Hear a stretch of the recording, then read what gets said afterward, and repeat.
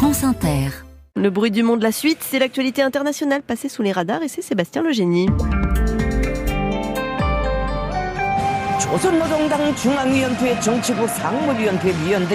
Derrière nous, la télé nord-coréenne et l'ouverture il y a 2 jours en grande pompe d'une réunion du parti unique. Réunion inhabituelle qui fait surtout craindre une nouvelle famine dans le pays, Sébastien. À l'image, Kim Jong-un triomphant devant des centaines de membres du parti, sauf que cette vidéo de propagande de la télévision d'État cacherait une réalité bien plus inquiétante. Cette réunion qu'inaugure le leader nord-coréen est en fait la 2e du parti consacrée aux questions de développement de l'agriculture en moins de 2 mois, alors que d'habitude ce type de séance plénière n'a lieu qu'1 à 2 fois par an. Il n'en fallait pas plus pour alimenter les spéculations sur la situation alimentaire du pays, régulièrement touché par les pénuries à cause de son isolement. Et cette année serait particulièrement critique, l'une des pires depuis les grandes famines des années 90 qui avaient fait des centaines de milliers de morts. Les télés sud-coréennes que l'on entend là rapportent plusieurs cas de Nord-Coréens morts de faim au début du mois à Kaesong, près de la frontière avec la Corée du Sud. Des journaux évoquent aussi des réductions des rations quotidiennes des soldats du régime de Pyongyang, des informations qui ne sont pas pour le moment confirmées. Certains experts affirment que le pays vacille au bord d'une famine potentiellement massive en raison de la météo, de mauvaises récoltes et surtout de l'arrêt pendant presque 3 ans des importations venues de Chine à cause du Covid-19. Il manquerait en fait 1 million de tonnes de céréales pour les 25 millions d'habitants.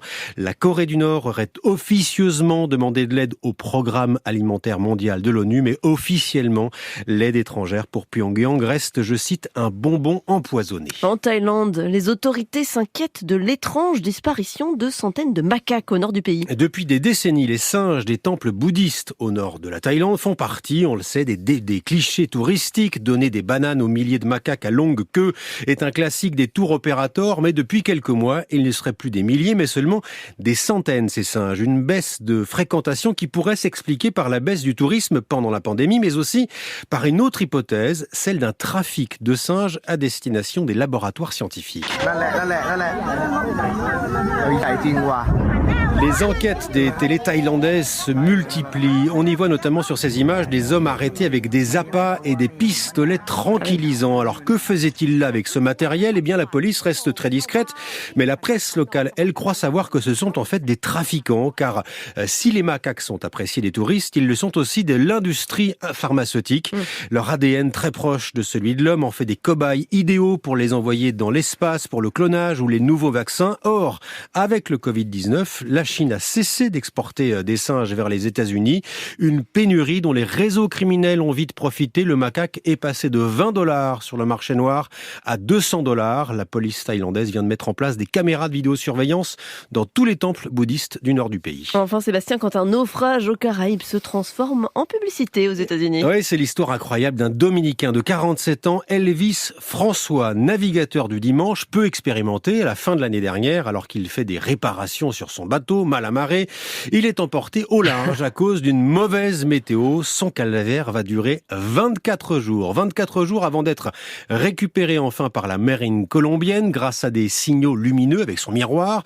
Pendant plus de 3 semaines, Elvis François n'avait pas grand-chose pour se nourrir, juste de la poudre d'ail, des cubes de bouillon et une bouteille de ketchup qu'il va diluer avec de l'eau pour tenter de tenir le coup. Il a réussi.